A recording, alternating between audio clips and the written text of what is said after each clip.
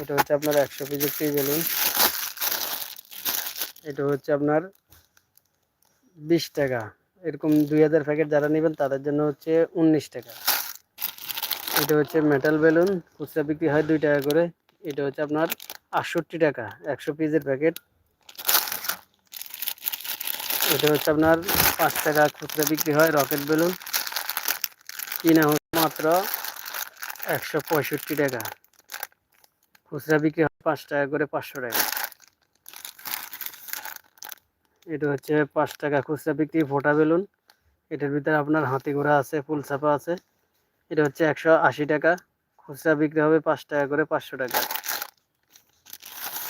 এটা হচ্ছে 100 পিসের সাপ বেলুন, খুচরা বিক্রি হবে 5 টাকা করে, 500 টাকা, কিনা হচ্ছে মাত্র 135 টাকা। এখানে পেয়ে যাবেন সন্দেশ, এটা হচ্ছে 30 পিস।